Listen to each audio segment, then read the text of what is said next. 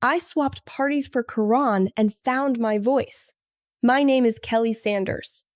I am 21 years old, born and raised in California, and I am a psychology student who somehow, and I still smile when I say this, ended up becoming the president of my university's Muslim Student Association. If you told the girl I used to be that this would happen, she would have laughed you out of the room.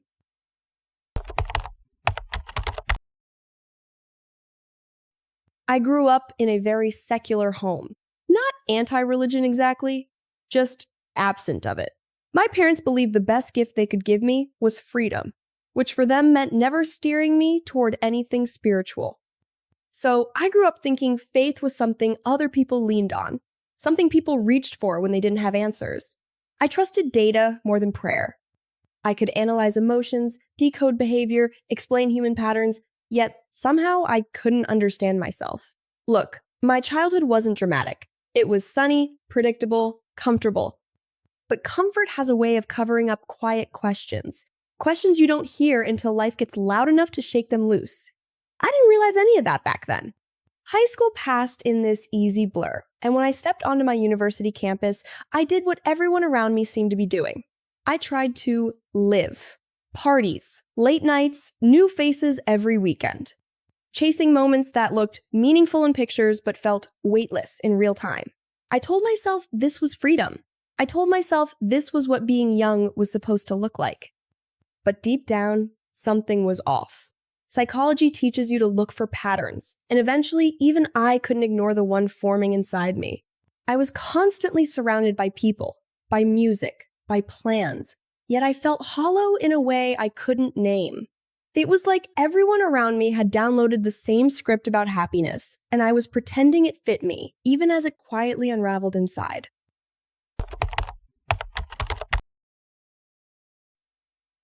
To be honest, this part is hard to talk about. There was a night I came back from a party, and the second I closed the door behind me, it felt like the whole illusion cracked. I didn't even bother turning on the lights. I just slid down onto the floor, right there by the door, my back against the wood like I was trying to hold myself together.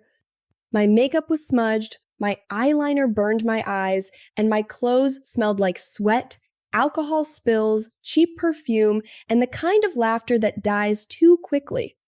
My head was pounding, but that wasn't the kind of pain that really mattered. It was the heaviness inside me, a kind of ache that felt older than I was. And I remember whispering to myself, not even fully aware I said it out loud. Why am I doing this? It wasn't dramatic. It wasn't some movie scene meltdown. It was quiet, defeated. The kind of question that rises when you're too exhausted to pretend anymore. A bone-deep tiredness that didn't come from being awake all night. It came from living without meaning, from running so fast after a version of happiness that never let me catch it. That moment was my first real crack. The first time my own voice slipped through the noise. The first time, the truth didn't scare me as much as the idea of staying the same. So I started skipping parties. I started letting messages go unanswered. I stopped volunteering to be the fun one. And slowly, something shifted. Without the noise, I began hearing emotions I had buried. I began seeing the emptiness behind my own habits. I noticed how often I laughed without joy, how often I agreed without thinking, how often I moved without intention. And the silence made me realize just how loud my confusion had been all along.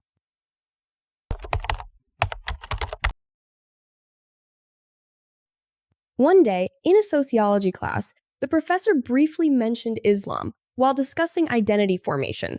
Nothing deep, just a passing thought about how religion can anchor a person's sense of purpose. But for some reason, the word Islam stayed with me. It didn't strike me like lightning, it hovered, waiting like an unanswered question I didn't yet know how to ask. A few days later, I saw a girl on campus praying beneath a tree. No audience, no performance.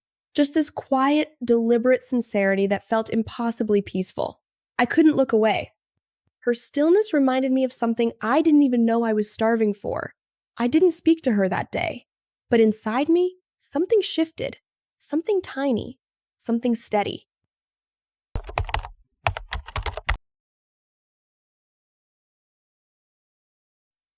My search started anonymously.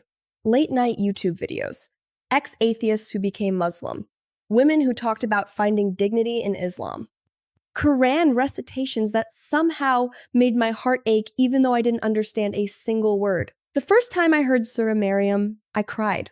I didn't expect to. I didn't even know why I did. All I knew was that something inside me softened, like a part of me that had been clenched for years finally relaxed. I started visiting the campus masjid quietly.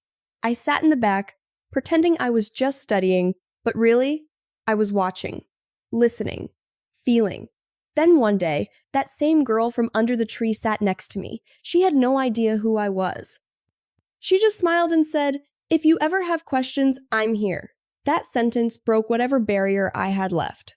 We talked for hours. I asked everything. Why do Muslims pray? What does submission really mean? What if I'm scared?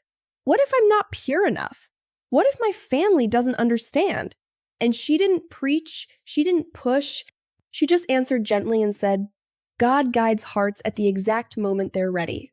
My shahada came quietly. No audience. No celebration. Just me, her, and a small prayer room with dim lighting and shelves of Qur'ans that smelled like time. I said the words slowly. My voice shook, and the second I finished, something inside me felt clean. Not perfect, not fixed, just clean. It felt like starting over.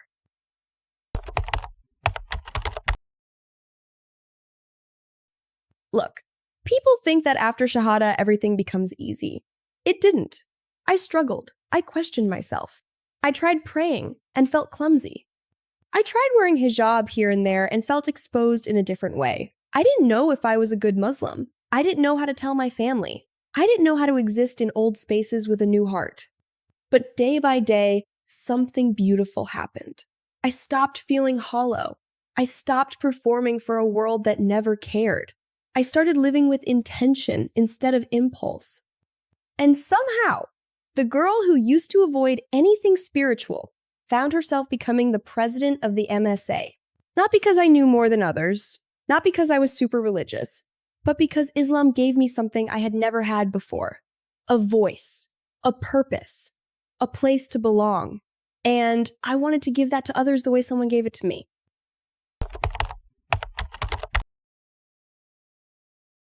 If you're listening to this and you're searching, if you feel lost in a world that feels loud and shallow, if you feel like you're living a life other people wrote for you, look inside, not at the surface, not at the noise. Look at that tiny part of you that aches.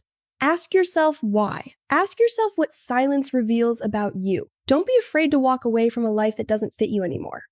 Growth isn't betrayal, it's honesty. And if Islam is calling you, don't run from it. You don't have to be perfect.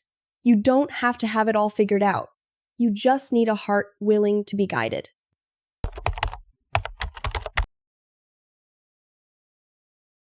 I'm Kelly. I'm 21. I was raised atheist. I chased freedom and found emptiness. I walked into Islam seeking answers, and I walked out with a life that finally feels like mine. And if there's one thing I've learned, it's this. Sometimes the moment you think you're breaking is the moment God is rebuilding you. Thank you for listening.